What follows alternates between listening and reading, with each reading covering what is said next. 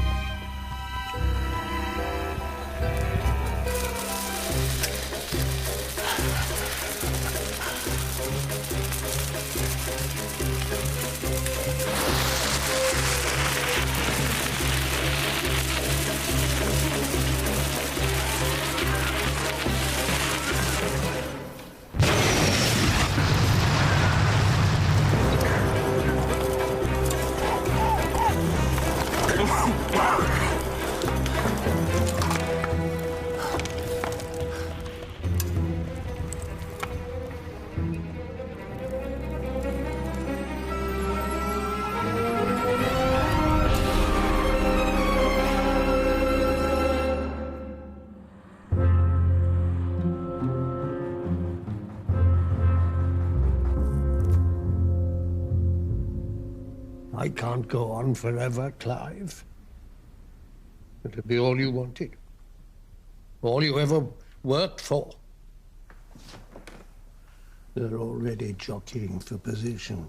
Eden, Butler, Macmillan, you must get yourself up to the starting gate. It is a race for the greatest prize of all. Follow you, sir. Yes, sir. I want to bet on a winner. There is no heavier burden and no greater reward than to be Prime Minister of this extraordinary nation of ours. Only time. Time? Seize the moment. What's stopping you? What is it? Do you have the black dog too? He comes when you feel you can't go on. Don't let the beast near you. Following Mr. Churchill's election victory at the age of 76, people are asking who will succeed him as leader of the Conservative Party. Those in the know tip Captain Clive Trevelyan, DSO, and Member of Parliament for Exhampton, the Devon constituency on the edge of Dartmoor. Away from Parliament, Captain Trevelyan, bachelor and former Olympic skier, prefers his home, Sittaford House, to the bright lights and society life enjoyed by his wall. Well-known playboy James Pearson. There you are. You finally tracked me down, James. What's this? Quiet, please. Sorry. Bring Mr. Pearson a cup of black coffee, would you? No, I don't want coffee. So, tell me what that letter means. What does it look like? It looks like a letter from you threatening to disinherit me unless I pull out my socks. Having taken you in, orphaned as you were in such sad circumstances, you have repaid my investment in your upbringing by wasting every opportunity and displaying sheer ingratitude, etc., etc. I didn't write it. Gentlemen, good evening. Sir, could you give a comment on your meeting with the Prime Minister? The Prime Minister and I were simply having a drink together in our club. And what were you discussing? Cricket. Do you see yourself as Captain of England, sir? Well bowled, but no wicket. That'll be all, gentlemen. Thank you. Paddington Station, please. Clive! Clive! Clive! Clive! Come on! Clive!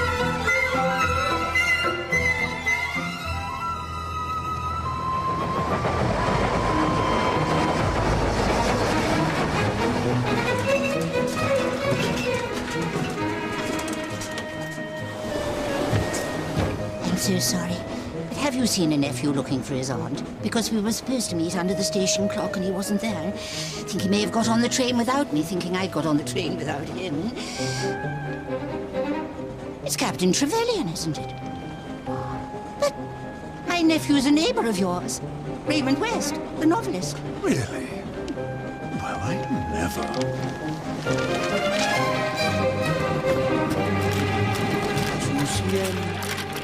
Think for Clot of the Year, darling, if you think causing a scene in his club's going to help you. Blue curacao. And you're hours late. Men have been circling. Well, tell them for me not to. A creme de menthe, cognac, Napoleon. Ronnie, let me get you a drink. What can I get you? I'm American.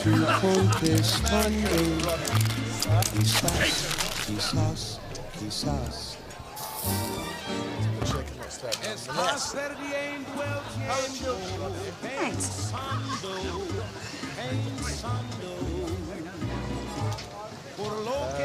Still here? Charles Burnaby. I'm Emily Trefusis. Trefusis. Yes, that's Trefusis. We've met. Ascot this year. The Royal Enclosure. A friend took me. Oh, there we go. I don't remember you. This is my fiancé, Jim Pearson. This is Charles. Charles? More jiggly. More jiggly. Perfect. Vitamins.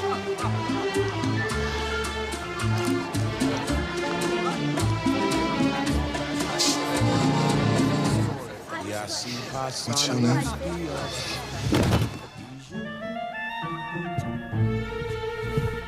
You're very handsome. Isn't he handsome, Emily? Jolly handed, too, I bet. Sitting room, sofa.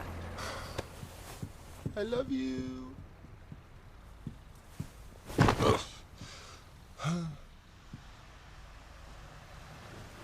Done. Jim's right about you. You are awfully handy. Good night, Emily. Good night, Charles.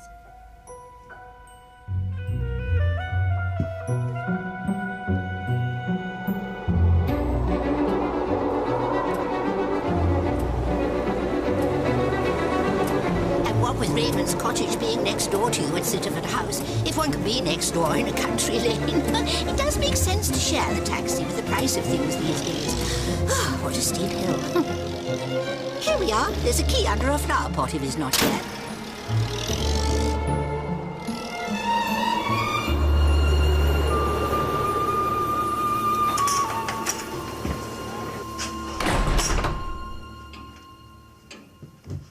Good evening, Captain. Oh, mate. Mr. Enderby. I believe he's asleep, sir. And Harry? Both of them.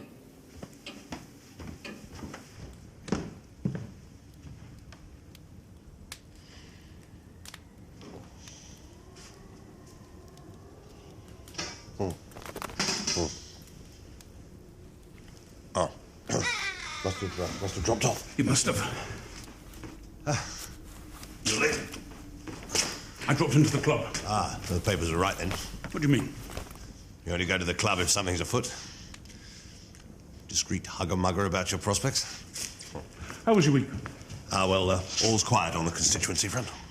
Except the scouts want you to open their new hut. Fancy a nightcap, finish our game? Not tonight, John.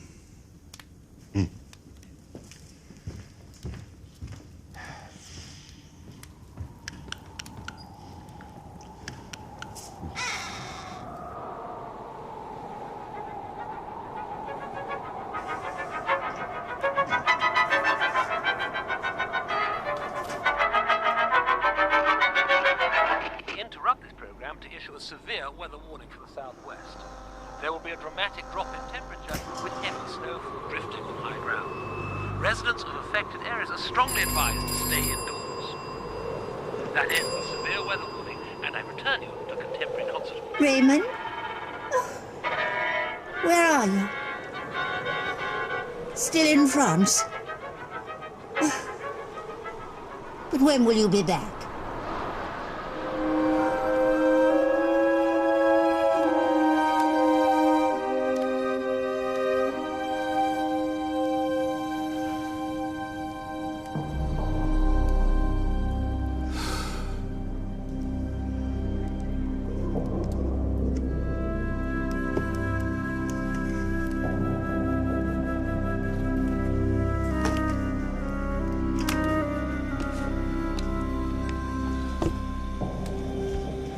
Final chapter.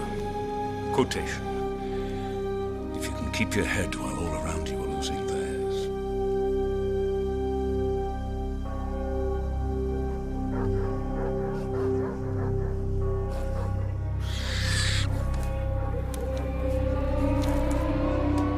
trust and hope my dear parents would have approved the path I've trod through life.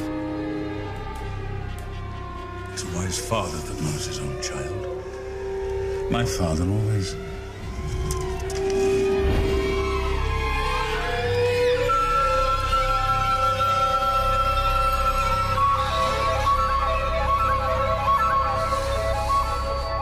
Let me rest, for God's sake.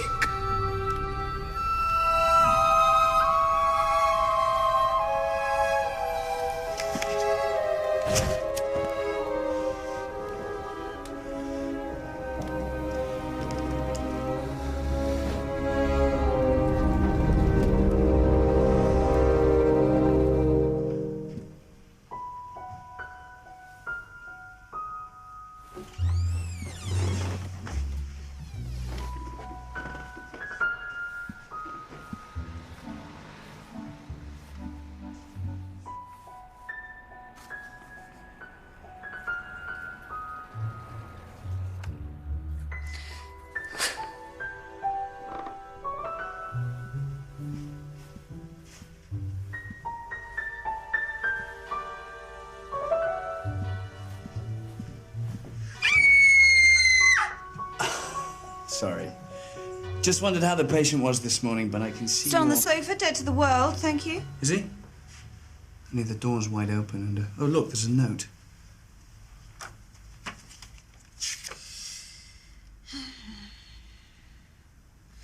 Idiot. What's he done?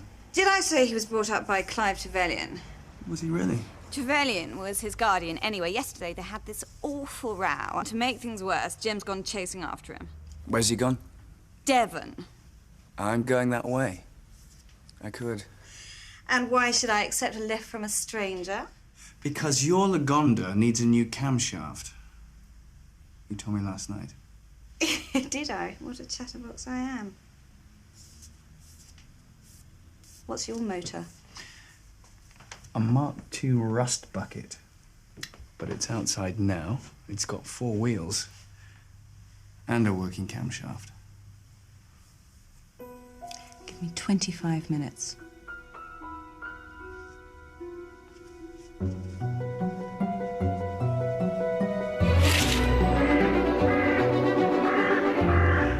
The prison bell rang last night. Another escape. I heard. The police made any progress at all about the break-in at the flat? Not as I know. Strange business. Well, nothing missing at all. I'm not so sure now. Someone sent James a letter on my London notepaper, supposedly from me. Very strange. Who's the Turkish Delight from? It's from the Women's Institute. It's a thank you for your talk. Your favourite. Raymond West has been on. He's stuck in France. He doesn't like the idea of his aunt being all alone in this weather, so I said we'd take her in until he can get back. Very well.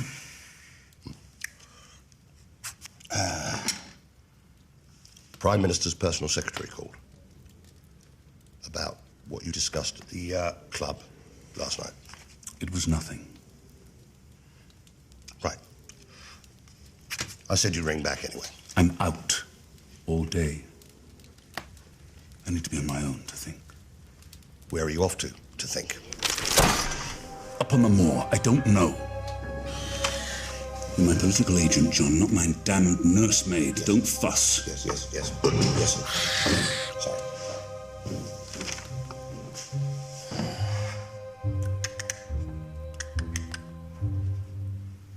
Catch anything this morning, Harry? Harry says, no, I didn't.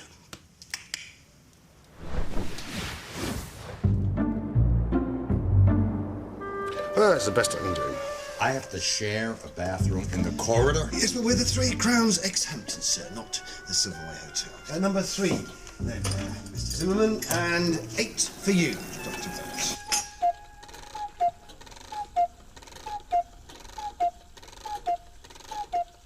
It's 9 o'clock, sir. Green. Yes, green. Can I see a lunch menu? Chef's been in bed for 3 days with a tricky germ. I can do you some bread and cheese. Would you like me to take a little look at him? No, he'll be as right as 9pence by tomorrow. Well, that depends how ill he is, surely. Poor Mr. Stone. Do tell him to get well soon from me. Miss Pursehouse, when did you meet Archie? Last week, I sought him out in the kitchen for the secret of his souffle. Oh, yeah. Yeah, it does a nice souffle. Bellhop! Hey? He means porter. Oh, I'll show you up myself, gentlemen. Mr. Kirkwood had a purge of the staff last week. Yes, well, I should have done it last year when I took over the place. They've never been up to my exacting standard, so I'm single-handed at the minute. Miss Willett. Mrs. Willett, enjoy your bird watching. Thank you. Good morning. Morning. Do wear something more life-enhancing at dinner. You're verging on beige. You are brave.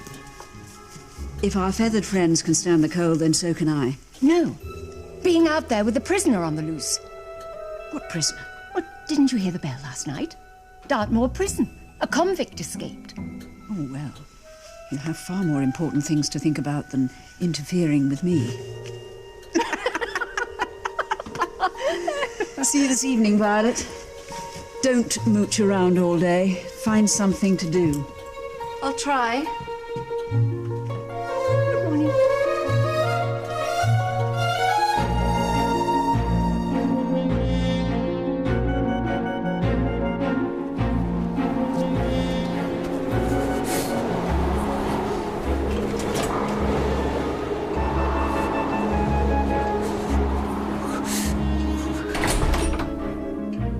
I shall inform Mr. Enderby you're here, madam. Thank you.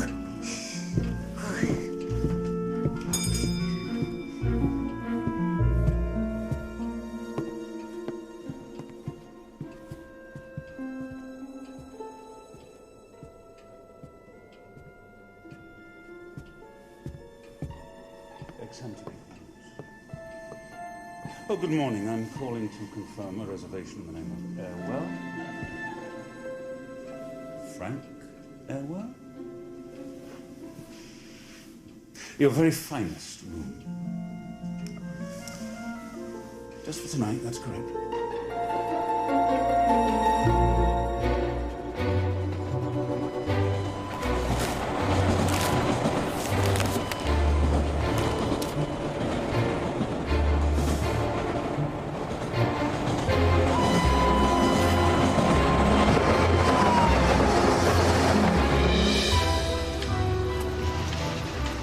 Who were Jim's parents? They worked for Trevelyan as gardener and parlourmaid. Both died on a servant's outing to Weymouth in a boating tragedy. I suppose he had the best of everything with Trevelyan as his guardian. Toys, school, university, a helping hand through life. Naturally. Have you met him? Once or twice. I used to be close to a neighbour of his in Devon before I met Jim. Raymond West, the novelist. I adore his stuff, don't you? I'll have Arkwright bring the car round. I'm driving myself. Oh, sure. Careful. Before you go, Captain, you're about the same size as Raymond in the arms. Would you mind?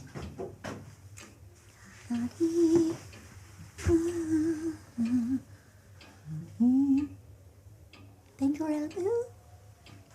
Thank you. Is that a Mrs. Herbert Stevens? Ask John, he's the gardener. Goodbye, Miss Marple. Goodbye. Perhaps we'll have a chance to chat properly tomorrow. What shall I tell the PM's secretary if he calls again? Say, the situation will resolve itself. Soon.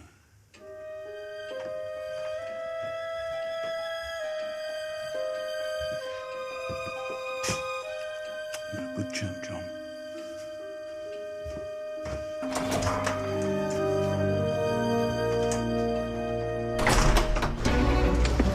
What are you up to, Charles? You didn't meet me at Ascot. I've never been to the Royal Enclosure.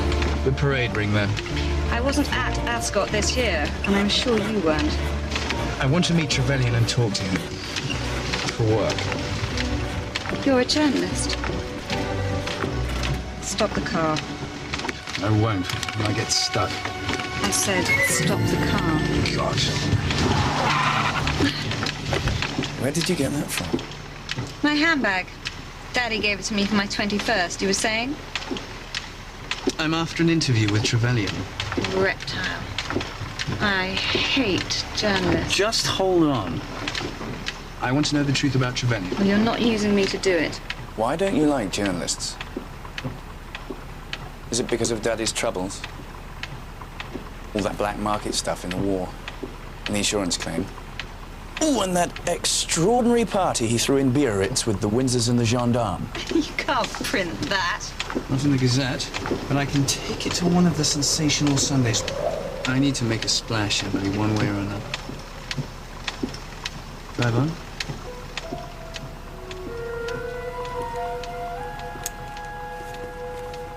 Drive on.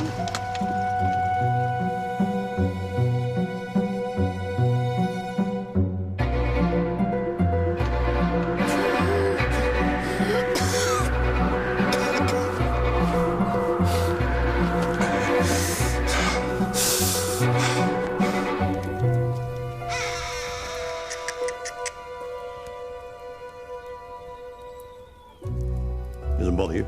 No. My friend Miss Harton was always letting her canary out. Can't think where Clive's got to.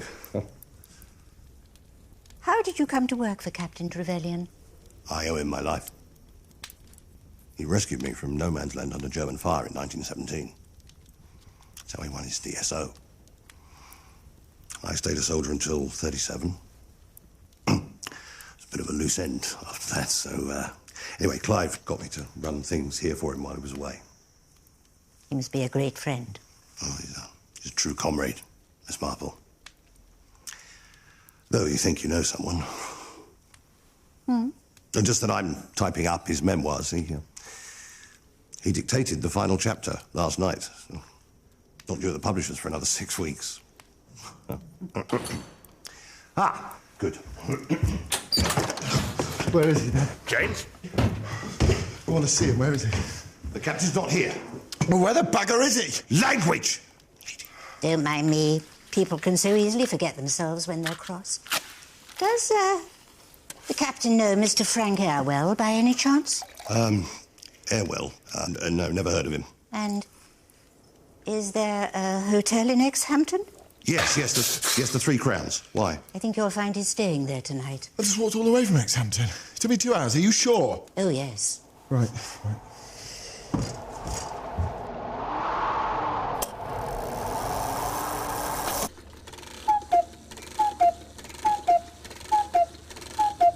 Captain Trevelyan, if only you'd give me some warning, you could have had my very, very best room. Mr. Kirkwood? Yes, Captain. Frank Airwell is a figment of my imagination. Hey? Ah. Avoiding the press. Precisely. Honoured to have you say so. And I hope it's the first of many. There's no fire in the room, sir, but the coal man couldn't get through on account of the snow. I've been in some cold places in my time. Usually manage to keep warm. Yeah, I bet. And there's a slight shortage of dinner now I think of it.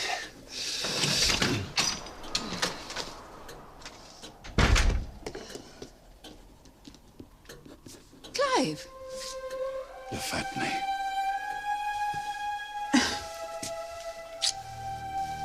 How are the birds? Oh, all flutter and plumage, you know. You're staying? Mm-hmm. How very exciting. I'll see you at dinner.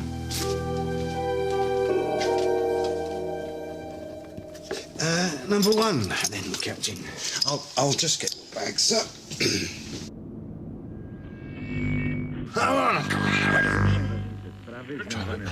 I'll try harder.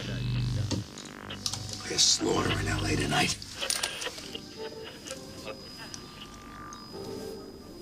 I want to smell the blood. Now it's time for your favourites.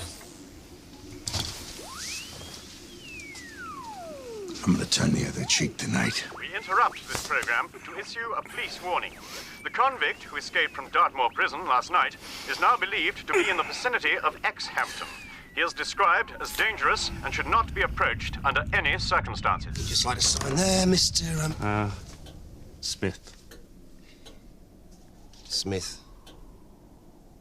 Jones, sir. Oh, Jones. Smith Jones. With a hyphen. And no luggage, Mr. Smith-Jones. Foolishly, I left my suitcase on the train. Mr. Kirkwood, my spectacles, I've mislaid them. Was that Captain Trevelyan signing the register? Oh, yes. Clive's a regular guest. So, number 4 then, Mr. Smith-Jones. Follow me. Trevelyan's here. Yes, but do you know him, sir? I've never heard of him.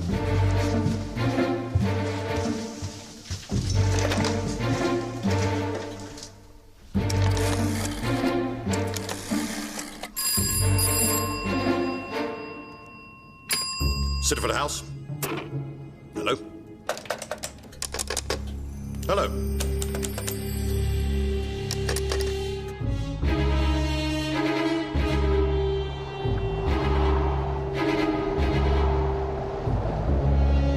Reptile. Don't let me down, Emily. Mr. Fusis, what a surprise. Come in. I'm looking for Jim. Is he here? He was. He went down to Exhampton to find the captain. Hell! I'm Charles Burnaby, Emily's cousin. Very, very distant cousin. And a very, very chivalrous one. I came to her rescue, didn't I? Emily. Miss Marple. Is Raymond here? No. Margaret, I have been ensuring everything is secure outside. May I retire for the night? I have a headache. Yes, we can manage. Well, we'll come along in. Get yourselves warm. Not no weather like this. What was that about? Manners, Harry. Starting before the rest of us.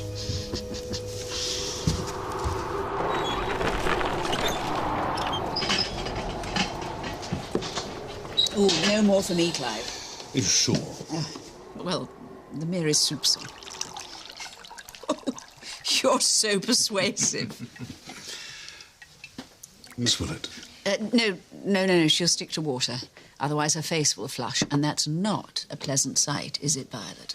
Captain, honestly, what do you think of her new dress? I think it's delightful. If it wasn't for that brooch of mine that she borrowed without so much as a by your leave, I don't know what she'd look like. Not that it goes with her grandmother's earrings. Miss Purshouse, your usual table? Have you found my spectacles yet? Sorry, no. Have you checked the bar area?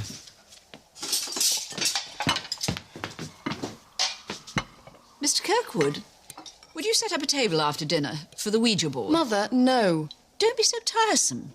Contacting the spirits on a night like tonight would be so exciting. Don't you think so, Captain?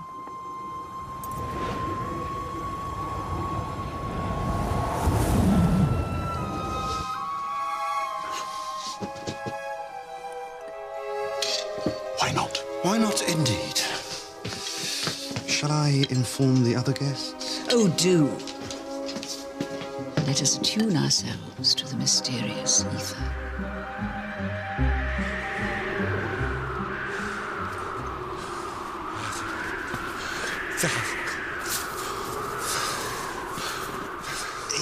Mr. Zimmerman, sir, he says, would you join him for a drink? Excuse me. This won't take long.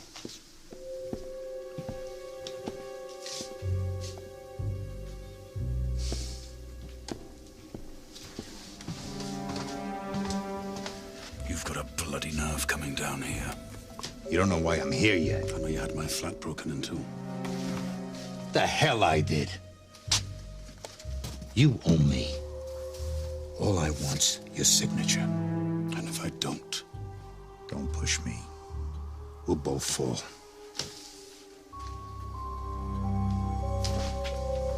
And what do you do, Mr. Burnaby? I write a little. Fiction or non-fiction? Fiction. You must be so clever. Like my nephew Raymond. The neighbour here you met Captain Trevelyan through. Yes, we were briefly engaged. Try a piece of this. Have you met Jim? Mr. Burnaby? Emily's most recent fiancé? In passing. I'm thrilled for Emily. It's about time she settled down. I'm glad we're in here and not out there. You must pick up some fascinating tidbits on the political grapevine. I expect that's confidential, Charles. Harry.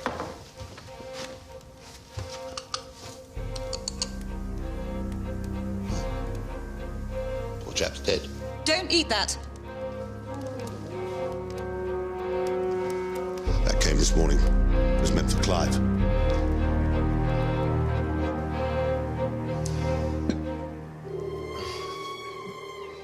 Impertinent wine from an insolent cellar. One has to hand it to Clive, though. He keeps some exceptional vintages up at the house. I was hoping to have tried them one day. What a beautiful blue. Just like your eyes, if they weren't brown. Oh, good. Come on, Violet. No. Don't go. I value your opinion. Yours, too. What would you do to a man who took in a poor little orphan boy and told him he was the apple of his eye? And then, just because he made a few mistakes with work and money things, threatened to cut the apple out of his will and even deny sending the letter? What would you do to a man like that? What would you do? Who knows?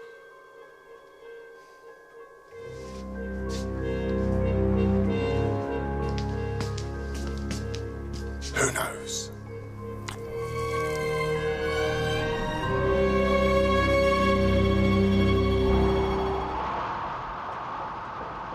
You don't really believe in all this nonsense, do you?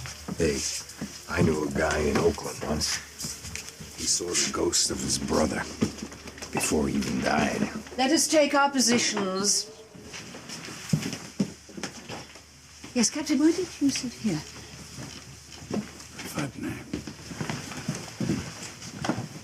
Come next to me if you're nervous. Oh, thank you. I'm not nervous in the slightest degree. I belong to the Psychical Research Society, Lyme Regis branch. The lights, please, Mr. Kirkwood. Let us make contact with the spirits. Are we all receptive? For what we are about to receive, may the Lord make us truly grateful. Is anybody there? Are we in the presence of a spirit?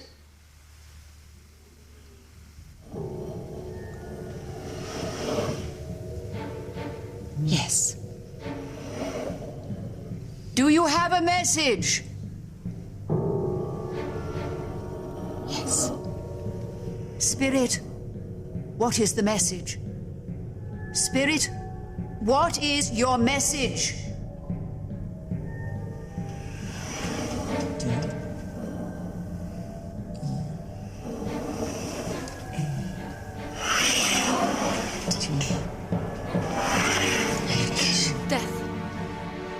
If I stay on the move, keep to the road, I should reach X-Acton in 2 hours. 2 hours? You'll freeze. When I'm in Samaritz, we never... We're not talking about swishing around on the piste, having jolly super fun, Emily. Why won't you wait until morning? Perhaps the telephone will be working again.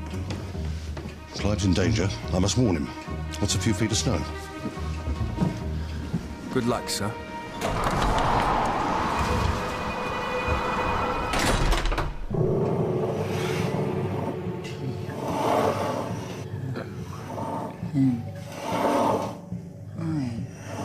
G-H. Tonight. Ask it who? Oh, God, no, please don't. You sure? I insist. Spirit, who will die? Speak. What was that? No, don't be so jumpy. Go and see. No, Captain, no, Captain, please. Captain, it's nothing. It's just these old houses. I'll go and take a look. Mrs. Willett, just be on station. Everyone, please, we must not lose contact with the spirits. Well spoken. We are privileged guests in another world. Let us not abuse its hospitality.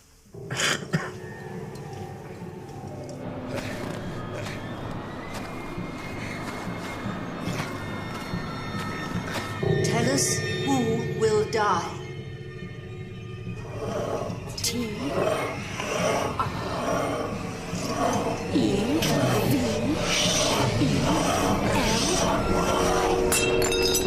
It's me.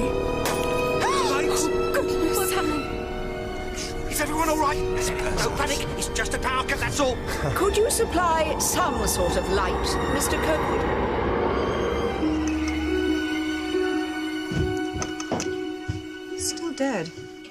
What are you doing? I'm going after Enderby. I'm sure he'll manage. One hero's enough. I've no idea where she gets her sarcastic streak from. It's not my side of the family. He's not a young man. And I can't wait here, drinking cocoa, while he's out there.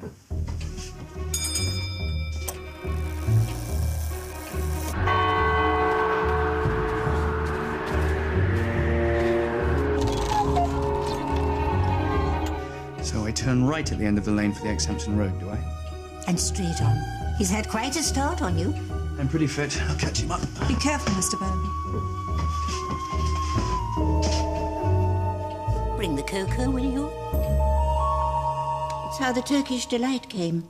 It's postmarked Exhampton, and the forwarding address is the Women's Institute there. What about the note?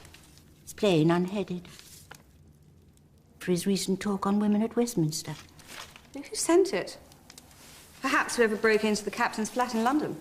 Certainly someone who knew it was his favourite. Was Raymond terribly upset when I broke off the engagement? After he introduced me to Jim? Yes. But as I pointed out, his novels are full of that sort of thing, and much worse. Do you often call Cousin Charles Mr. Burnaby? If you must know, I met him yesterday. Through Jim, sort of. He said he wanted to help. He's a journalist. And all he really wanted was to get close to Captain Trevelyan. How unscrupulous. But rather clever, don't you think? That too.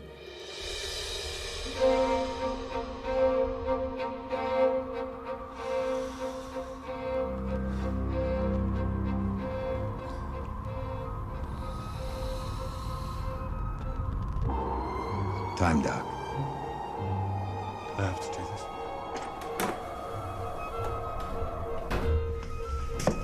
You want to stay on the payroll, Doc? You gotta turn your hand to some of this, some of that. You get it? I got it.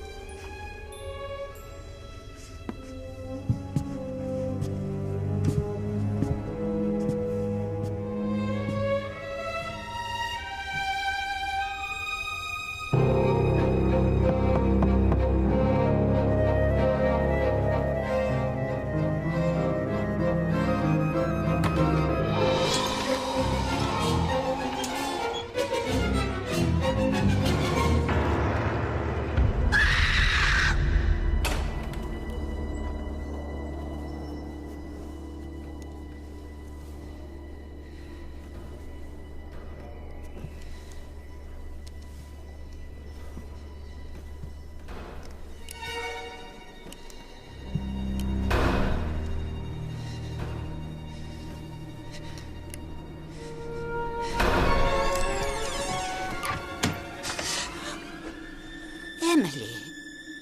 Oh, do put that away, please. I was just closing the window. It's been banging like anything. If I was the nervous sort, I'd say there was evil in this house. The house is bricks and mortar. If there's evil, it's in someone's heart.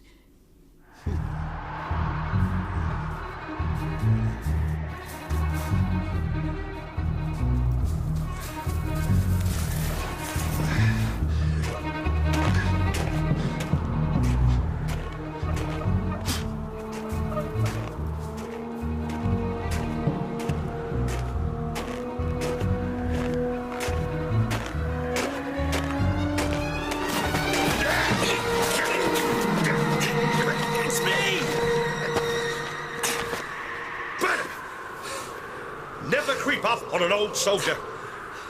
I wasn't creeping. Damn it, man. I might have killed you.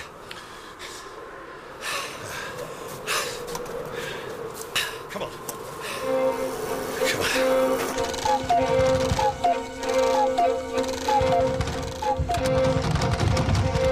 Yeah, all right. All right, I'm coming. Coming, I'm coming.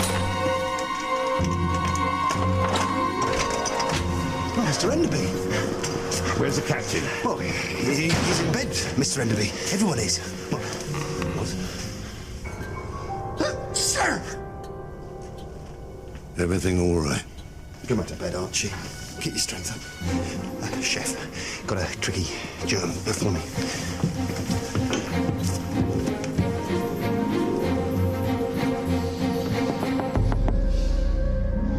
Trevelyan?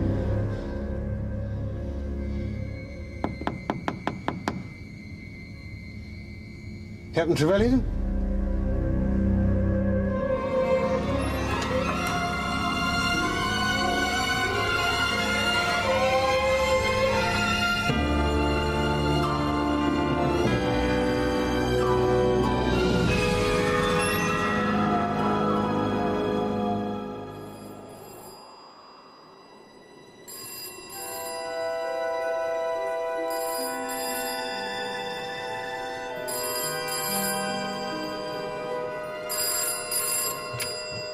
Sittaford House?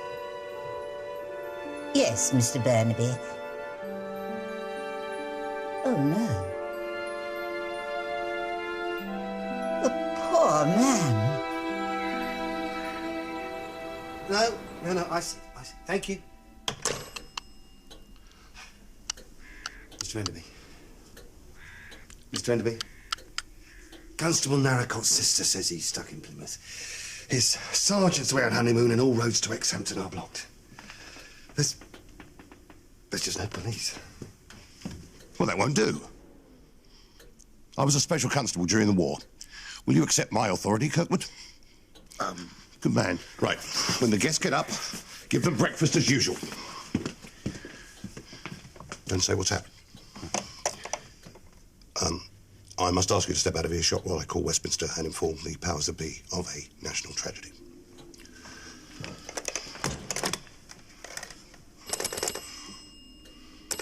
In normal circumstances, I'd come with you, but... I have cleared the path for you, miss.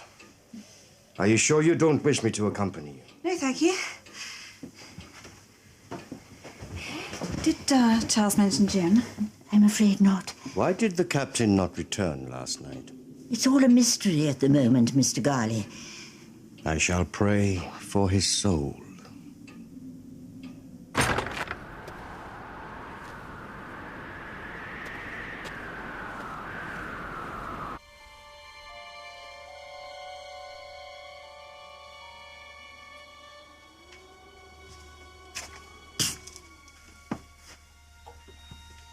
Look at this.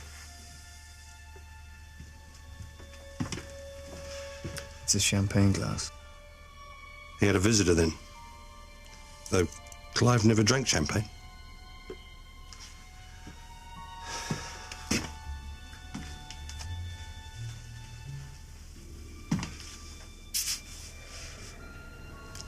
What's that? One of his Egyptian souvenirs. It's the scorpion he cherished most. Why he had it with him? He's smiling, don't you think? It's only post-mortem lectures. The grin of death. Was the window open or closed? It was closed. It was closed. There was no fire. The room was cold.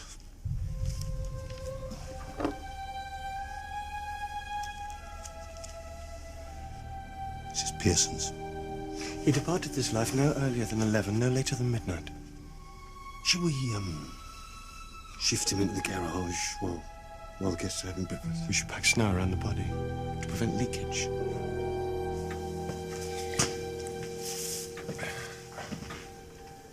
Morning.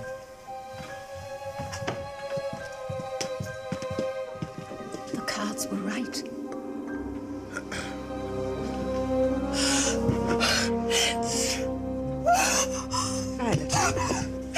Shut up! Was that necessary? Yes.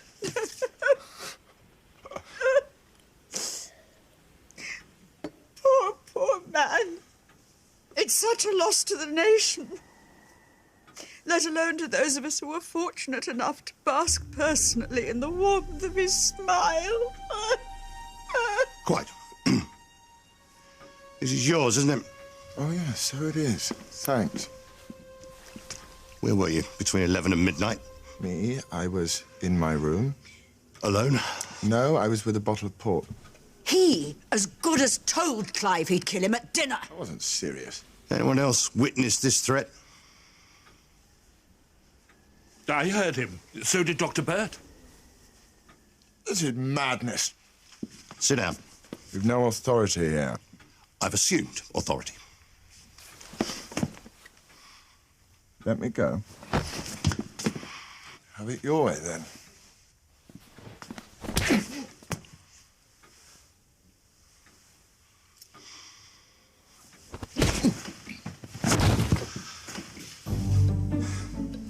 No authority here, Enderby. Let me out or I'll sue you for false imprisonment. You're staying in custody until I find out the truth. Custody? It's a larder, you oaf!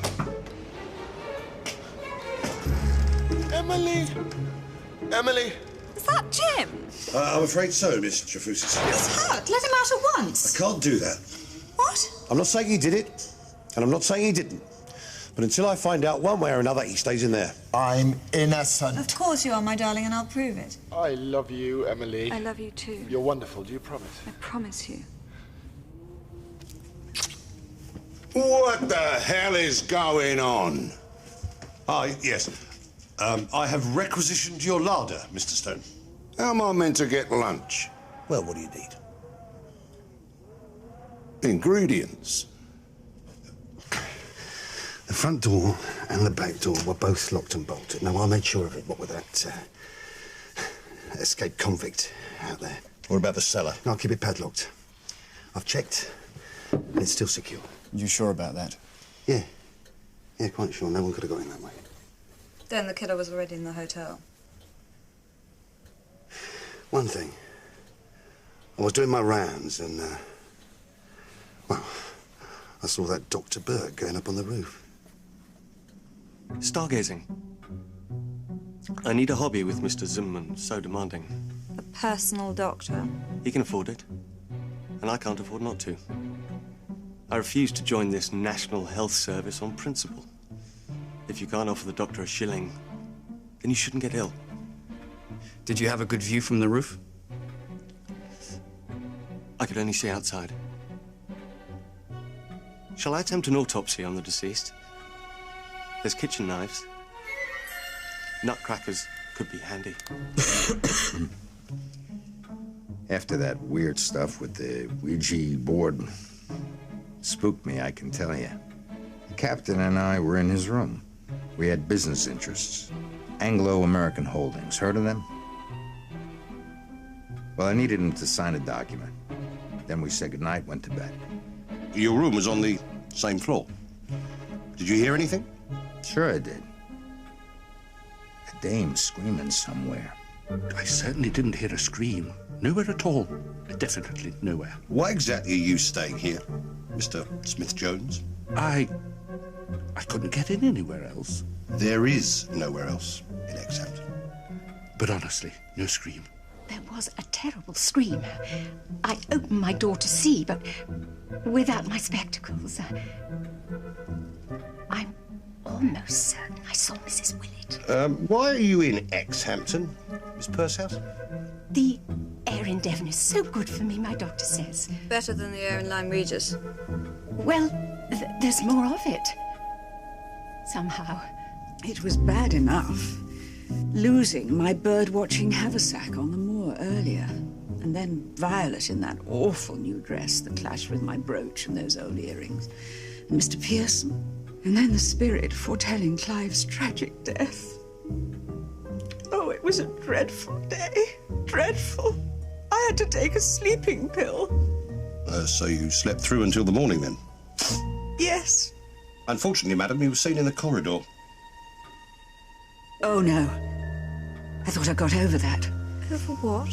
Sleepwalking. Sleepwalking? Sleepwalking. Yes, when she's cold and when she gets upset about my father's death. I think it's wonderful that she's developed this interest in bird watching over the last year or so. I think it helps her. Sorry. Can I go now, please?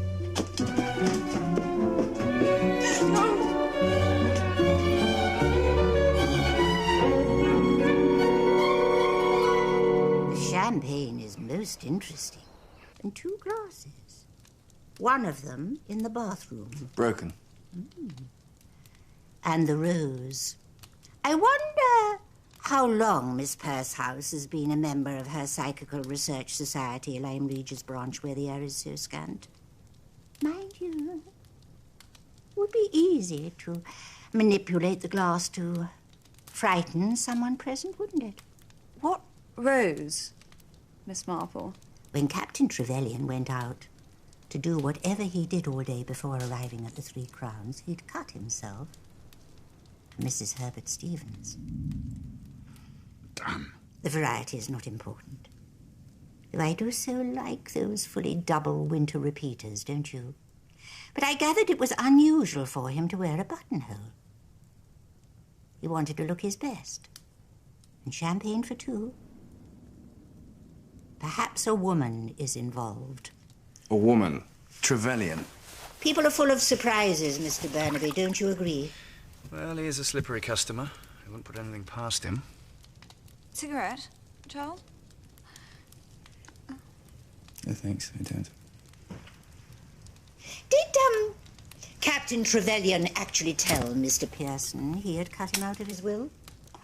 He hinted at it. Well, hinted that he might. Oh. He doesn't seem to have done. This is his will. It is Mr. Pearson who inherits the vast bulk of the estate. Who else benefits? Only Mr. Enderby, a small bequest. £200 and the captain's war medal. What? Nothing. For the moment. When Captain Trevelyan took leave of his oldest friend yesterday, it was somehow final. As if he knew he would never see Mr. Enderby again. He had booked his room in the name of Frank Airwell. I don't see... F. Airwell. Farewell. Yes. It's as if he knew he was going to die. Just as the cards had predicted. Possibly. I found these airline tickets in Captain Trevelyan's things. He was planning to leave the country today. For Buenos Aires. Buenos Aires? He had 2 seats booked. One in his own name. And one for Mrs. Trevelyan. Mrs. Trevelyan? We believe that yesterday he married. And today he would have gone on honeymoon with his new bride, who was with him last night in his room. Yes? I find it so hard to believe. Hard? Is it hard to believe that 2 ships adrift in an ocean of loneliness could rope themselves together and steer a true course to the island of dreams, guided by the twinkling stars and smiled upon by heaven? Yes, Violet, you were going to have a daddy again. And now, twice widowed, my last chance of happiness gone forever.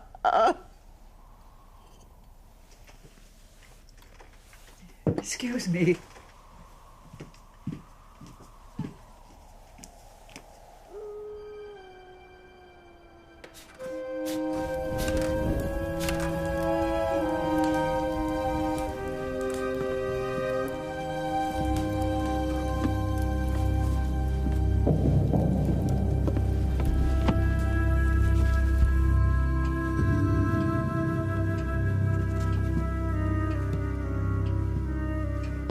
Thank you, Ahmed, for reaching those down for me.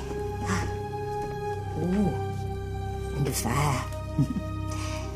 You think of everything almost before one asks. Thank you, madam.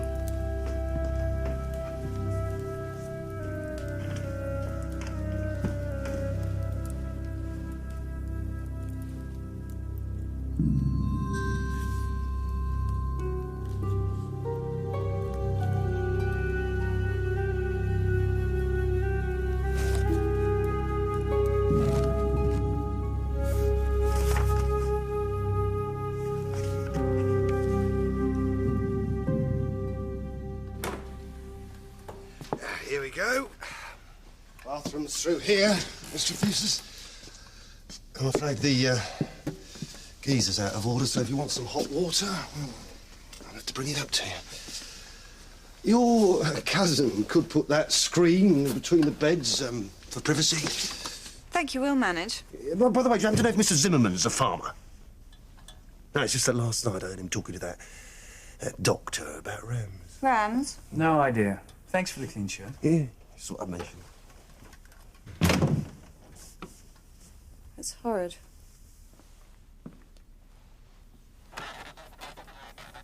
Bed's lumpy. Change your mind then and have Trevelyan's room and I'll stay here. Why don't you off to have Trevelyan's room? I don't want to sleep in a dead man's bed. Well, nor do I. Well then, we're stuck together, aren't we? Do you snore? No one's ever told me. You've missed a button.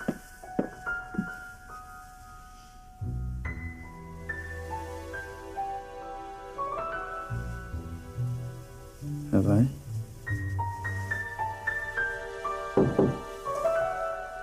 Come in. I've something to show you.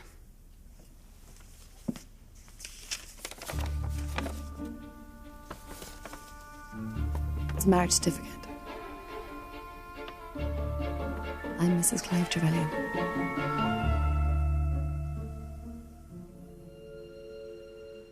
I wore a blue hair ribbon. Earrings, dress, brooch. Something old, something new. Last summer when we first stayed here, Mother disappeared. Bird watching. I wandered into the lounge and there was a coffee morning for the Conservative Association.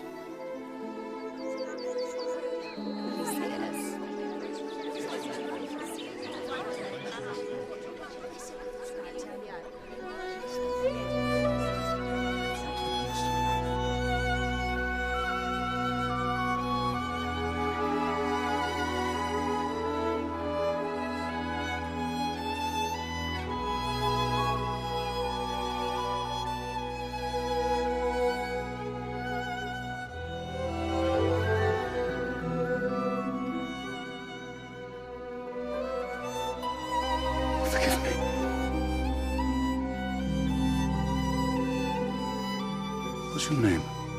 Violet.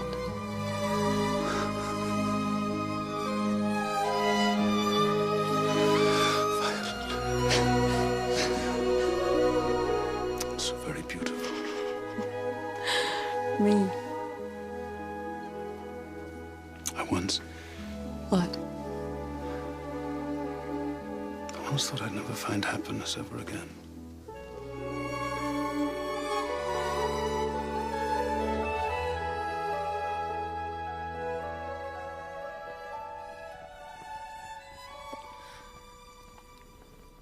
He invited my mother and me to tea at Sittaford House. I only went once. I felt a presence. Presents? Clive laughed it off. But there was something. Why didn't you tell your mother? You've met her. We used to see each other at his London flat. Last month he proposed, and yesterday we went to ex-registry office and were married. The Argentine's a long way for a honeymoon. I didn't know. When he said to bring my passport, I thought France, perhaps. What happened last night? I went to him.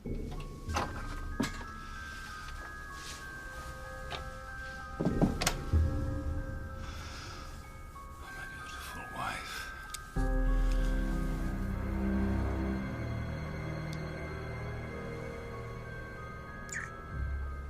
I was getting ready, and I heard someone come into the bedroom.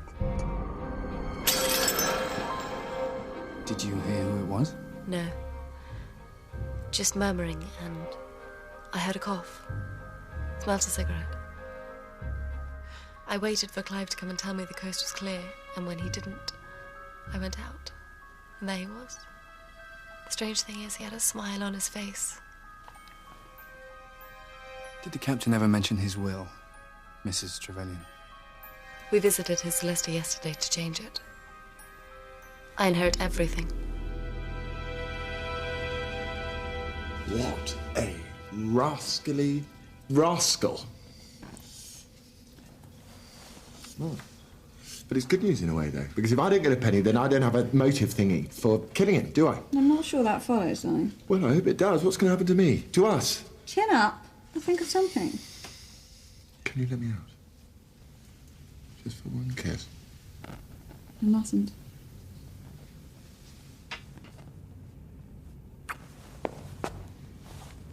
sorry to disturb you, but have you seen the chef? Why? I want to make a complaint. About his custard. Do you understand women? No. Thought I understood men, but apparently not. What's your considered view of Elizabeth? Miss Pursehouse? I invited her to a concert next week, but she said no. Eldar? Well, he's jolly good. It wasn't that. She just doesn't seem to want to know me. What do you think I should do? I think you should start by telling me what you're doing here. Doesn't matter anymore. My name is Donald Garfield, an officially authorized Whitehall dirt digger. Trevelyan could have been Prime Minister, so I was ordered to sniff out any skeletons in his constituency cupboard.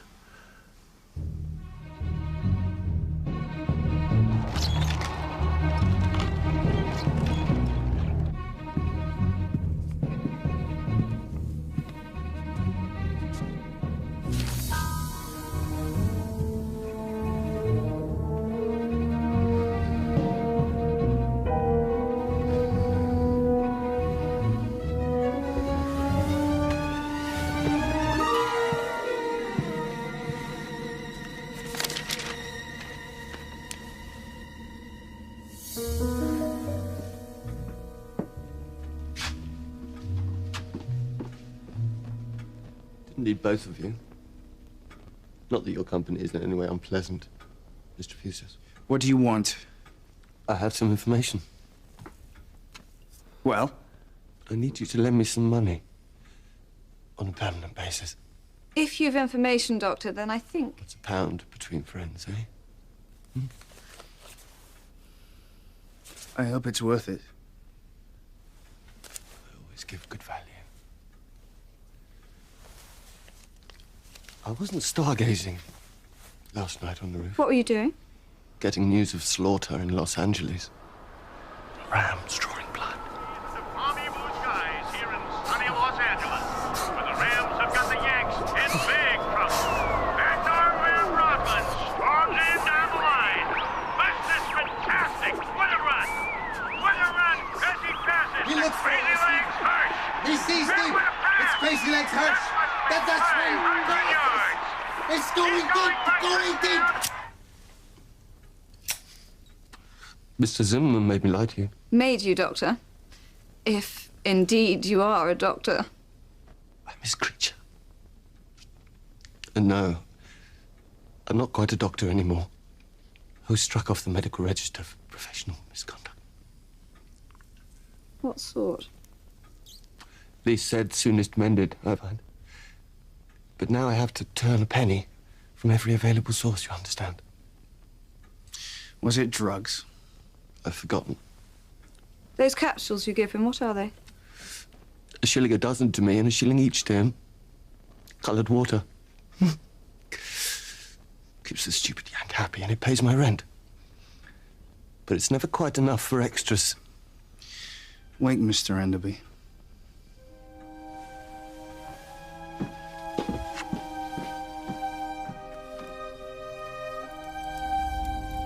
And so it was that in 1926, I prepared to embark on a journey to the mysterious land of Egypt.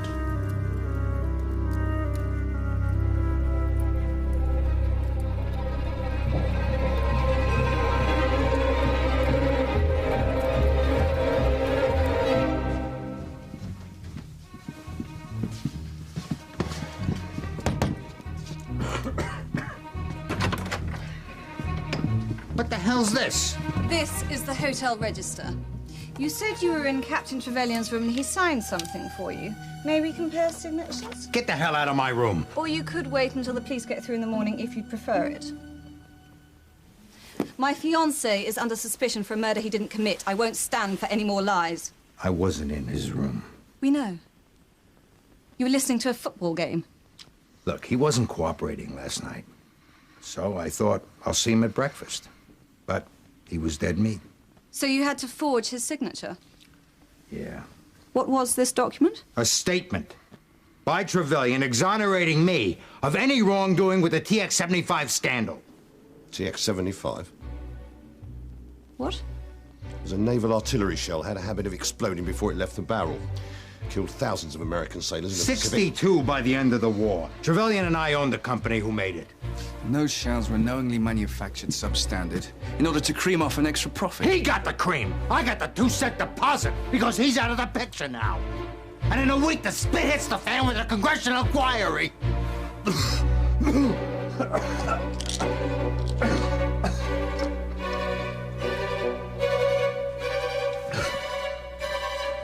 Buenos Aires is a wonderful honeymoon spot. No extradition treaty. Enderby! Enderby! Enderby, dear boy, come here! Dost! You're very noisy today. What do you want? Please, tell Mr. Enderby that I would like to confess, please. In your own words. That moved the glass that spelled out death to Trevelyan. I'm not interested in your mumbo-jumbo parlour game nonsense. I want to know who killed Clive. Well, not me. I didn't inherit anything, do I?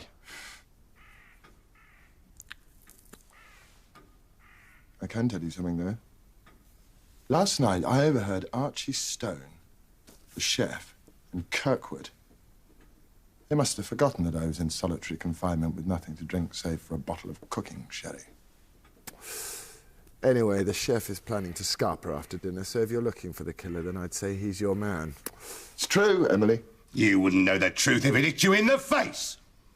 You repaid Clive's kindness with an utter lack of responsibility. And if you think you can lie your way out of this one, you've got another thing coming.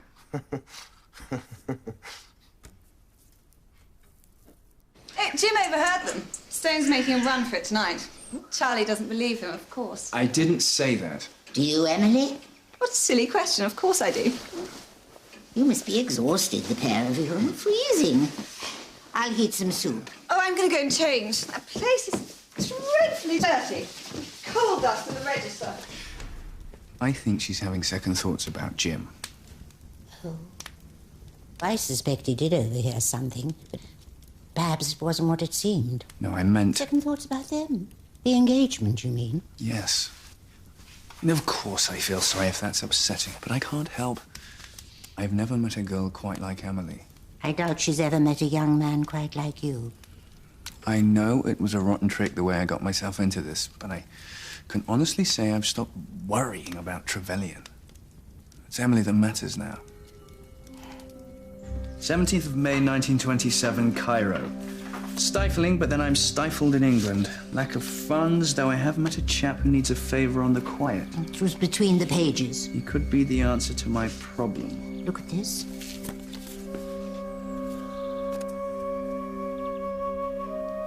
It's the same place. It's a woman, isn't it, next to him? I wonder who she is and what she meant to Trevelyan. British afternoon tea. Great tradition. Feels just like the war, doesn't it, Elizabeth? But less fun. Does anyone know if that convict's been recaptured? I think we're safe. One look at this joint, and he begged to be back in his cozy little cell. Thankfully, the tenacious Mr. Enderby is on the killer's trail. I overheard him talking to a Miss Marple's at Sittaford House. And it's all to do with Egypt and a scorpion's curse. Egypt? What scorpion?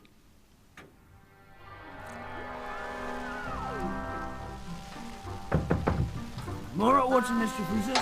Just leave it outside, Mr. Kirkwood, please. I said leave it outside. Charles. Thank goodness for the bubbles. Thank goodness.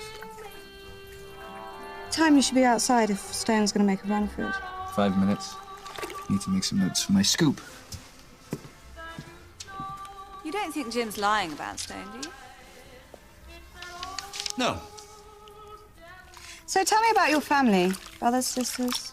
Oh, only child, West Norwood. Mother died when I was 3. And your father? They separated early on. I never knew him. He only died recently, I heard. Be an angel and pass me the loofah, would you?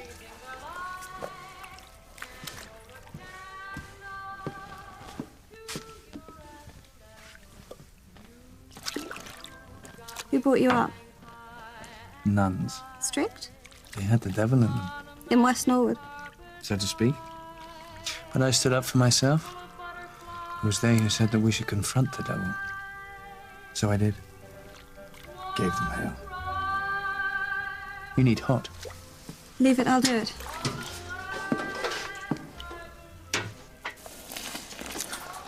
No, Charles. Slower.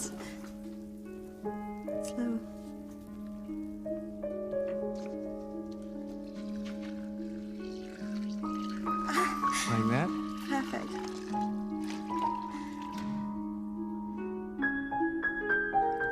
Now go. Keep warm up there.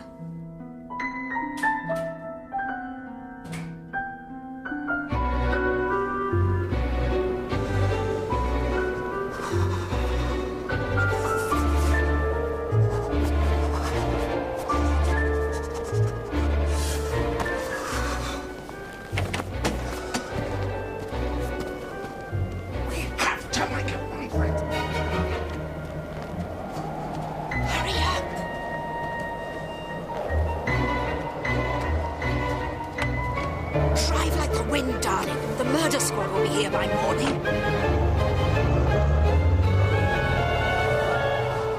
Your chef has just run off with one of your guests and you don't care. Beyond caring.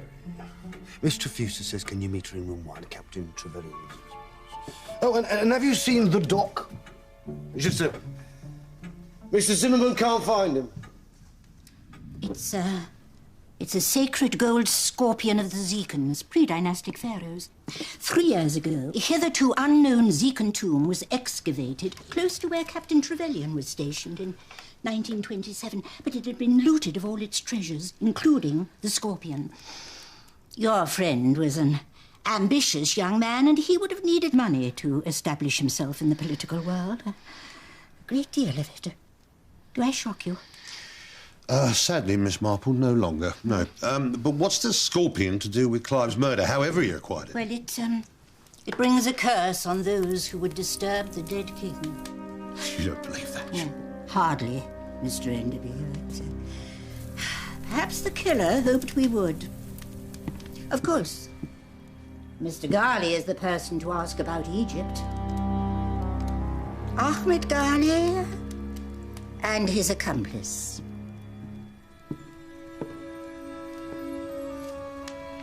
Lord. Perth House was my maiden name. I was married to an archaeologist, Arthur Hopkins. In 1927, he was attached to the Cairo Museum and determined to prove himself. But he disappeared. When the tomb was discovered 3 years ago, so was his body. He'd been shot.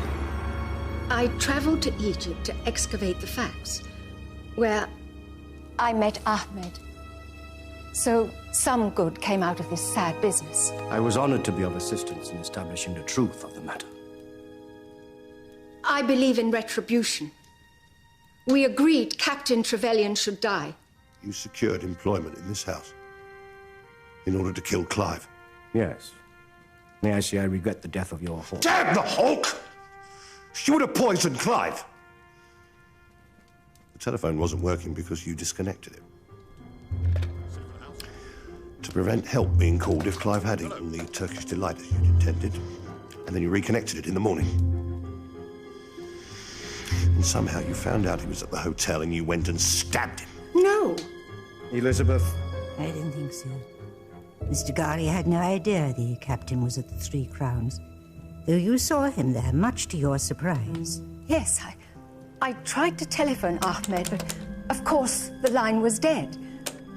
So I waited, and I went to the captain's room. Elizabeth, let me take the blame. I went to his room to kill him, because he killed my husband. Except it wasn't his room. Without my spectacles, I'm afraid it was Mr. Smith-Jones who had an unexpected visitor, and then courage failed me. But the gods still smile. He is dead. How did you know it was the captain who killed your husband? Arthur's final letter said he'd discovered the location of a Zekin tomb, but needed help to prove it.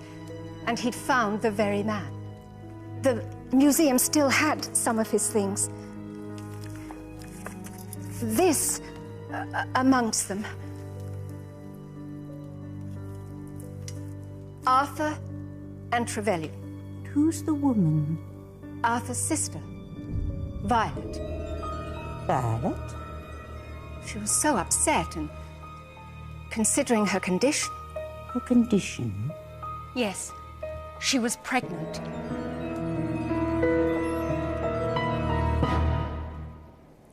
So we're in his room. How do you want me? Smiling. Trevelyan was smiling. It wasn't just a death grin. Violet saw him right after he'd been killed. Something made him smile. Can I stop now? My face is killing me. Plumbing in this place. I hate dripping taps. You're so very beautiful.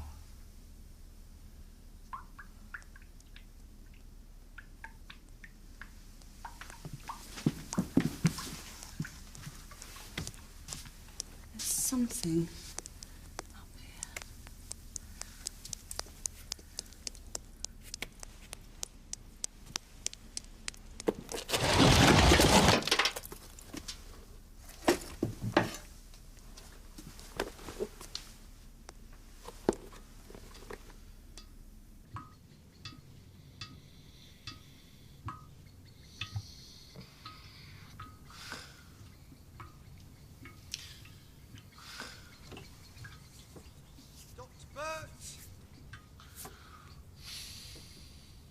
Dr. Burns! Doc!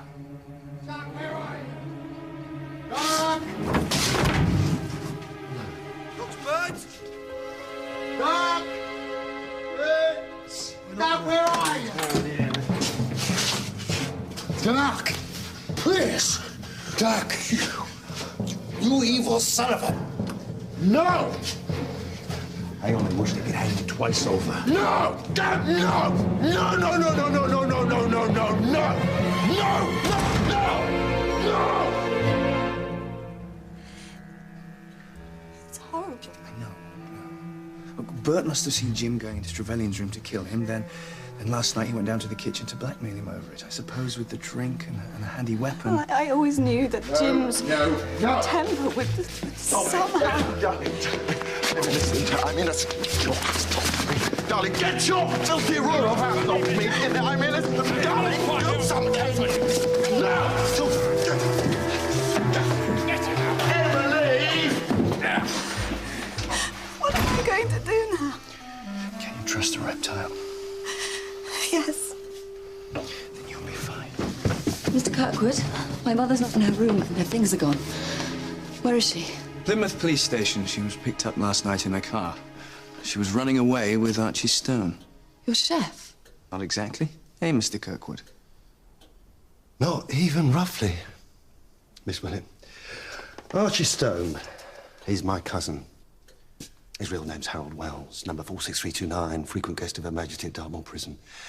He and your mother met when he was last outside and couldn't keep their hands off each other, so to speak. They got me to buy this place a year ago, so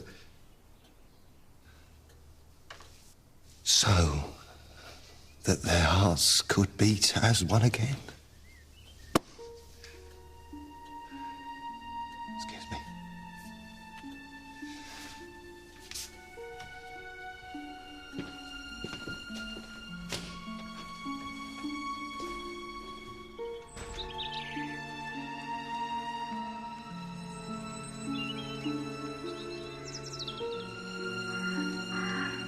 Mr. Kirkwood and Mrs. Willett have been charged with aiding and abetting. Her so-called bird-watching trips on Dartmoor were actually a cover for her visiting her lover in prison to plan his escape, and so she could find a hiding place for the change of clothes she'd leave for him in her haversack. So that's why Kirkwood dismissed the staff, including the real chef, the real Archie Stone. Yes, but Miss Purshouse saw him briefly in the kitchen, so Mr. Kirkwood stole her spectacles just in case she glimpsed the imposter. Pretty ingenious plan. Not nearly as ingenious as the killers. I hardly call Jim Pearson ingenious. Wouldn't you? Well, no. Nor would I.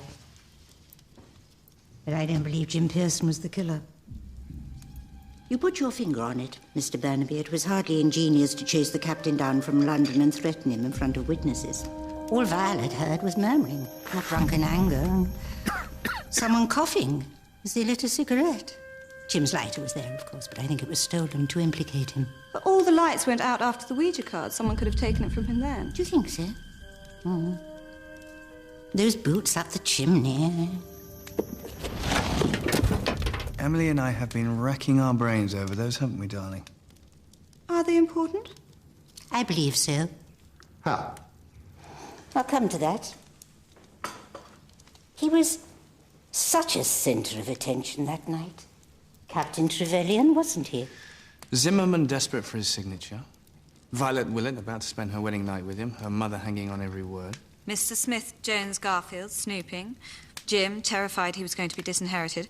Miss Purshouse nursing vengeance in her bosom. Not to mention your concern, Mr. Enderby, at the attempted poisoning of your dearest comrade. If Jim was innocent, then I'm terribly sorry, Miss Marple. I'm hopelessly confused. Aren't you, darling? Pretty much so, yes. So did the Scorpion, Egypt, have anything to do with why he was killed or not? It had everything to do with it, as I learned last night from Miss Purshouse. It was in Egypt that Captain Trevelyan chose a course of action that will result in his death 25 years later. But it wasn't the murder of Arthur Hopkins. In a way, it was. Hopkins had a sister. Her name was Violet also. And I believe Violet Willett reminded the captain so very strongly of Violet Hopkins that he believed he'd been granted a second chance of happiness. A second chance? What happened to Violet Hopkins? Having killed her brother, the captain chose to abandon her and return to England, knowing she was pregnant with his child.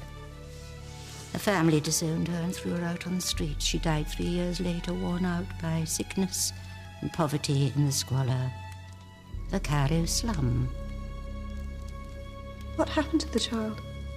The child grew up intelligent and resourceful, Emily. Most ingenious. But he carried inside him a deep hatred of his father and a burning desire for justice. He? That's why he came to Sittaford House. It was you, Charles. It was you who broke into Clive's flat and took a sheet of his notepaper to forge that letter to James. Not only did you plan to kill your own father, but you were determined to implicate James, who'd been handed your birthright. How frustrating for you to find the captain wasn't here when you arrived. If it hadn't been for the attempted poisoning and Mr. Enderby setting off through the snow to Exhampton. No, but it took 2 hours to get to Exhampton. We arrived together at about midnight. The captain had only been dead for, well, no longer than an hour. You would have noticed the skis when you settled in your room here. Skis? It might take 2 hours on foot and in the snow to Exhampton, but with skis it's downhill all the way. Those boots were ski boots. Before you so bravely decided to accompany Mr. Enderby, you threw what you needed out of the window, but neglected to close it in your haste, which later gave Emily and me a rather disturbed night. I'm pretty fit. I'll catch him up. Of course you would. After you'd killed the captain. I am right, aren't I? You retrieved the skis and the boots, and once you'd put them on at the top of the hill, you were ready for murder. Must have been beautiful. All bloodless lay the untrodden snow. Until you sped down to Exhampton, luck was with you when you reached the 3 Crowns, except Mr. Burt saw you arrive and would later try to blackmail you.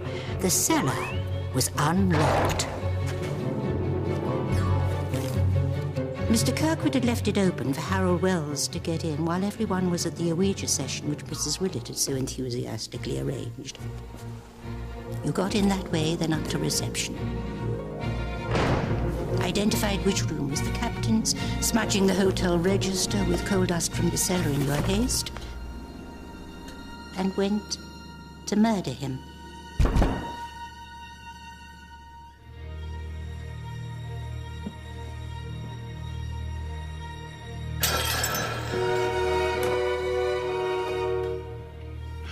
Who are you? It's a wise father that knows his own son. I knew. One day.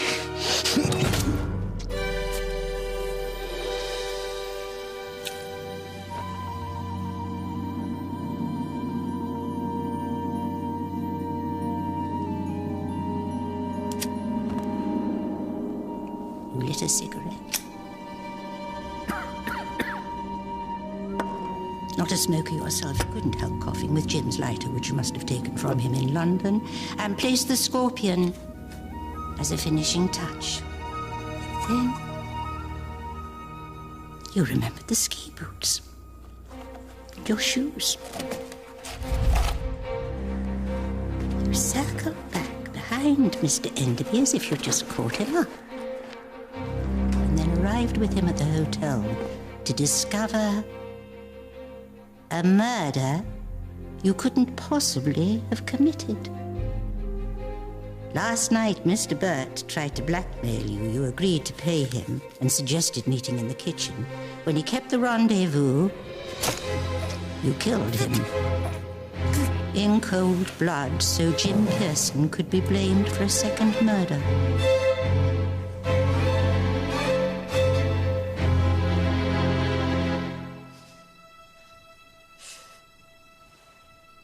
Pretending to be a journalist was such a clever way of explaining your interest in the captain. Where did you learn to lie so well? Somewhere between Cairo and here. Where did you learn to kill? I was in the Legion. The Foreign Legion. There were nuns, Emily, but not in West Norwood.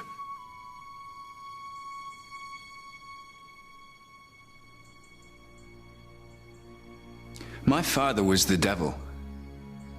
I had to confront him.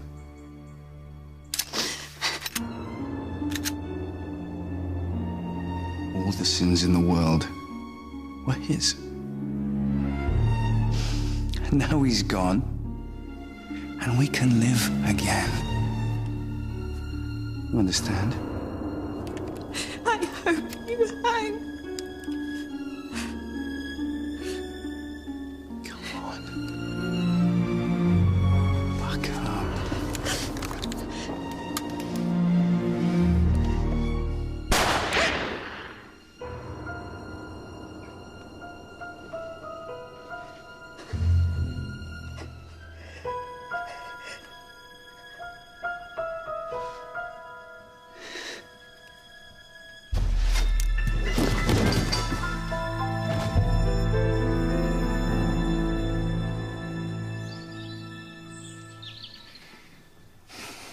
I shall change. And become a forgiving sort of chap. And I'm 100% prepared to forgive you for ever thinking that I could become a killer. And I'm more than happy to take you up the aisle. Jim, I've made other plans. We both have, and they don't involve men, sadly. Ready? I'll send you a postcard from Buenos Aires.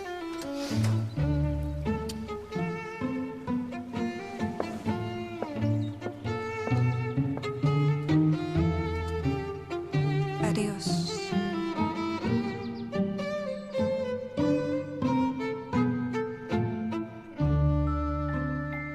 He wasn't evil. Not like Charles Burnaby. Charles was never loved, except by his mother. So briefly. Captain Trevelyan was adored. Violet Hopkins, Violet Willett. And his friends? Do you think he loved them? I'm sure of it.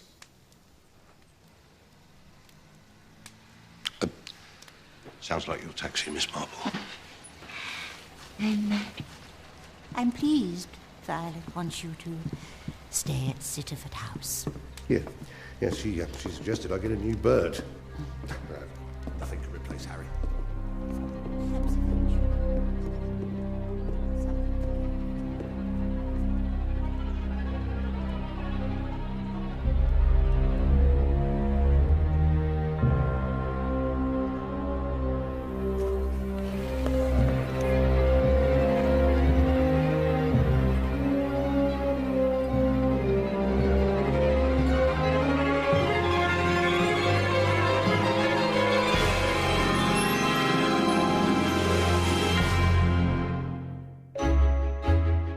Brand new spine-tingling drama next Sunday, starring Sarah Parish, Paul McGann and Mark Benton. A school reunion leads to passion, intrigue and murder. If I Had You, next Sunday at 9. Well, back to tonight and after the news. Next, the Bible and the Magna Carta. Just 2 of the 12 books that changed the world. That's at 11:10.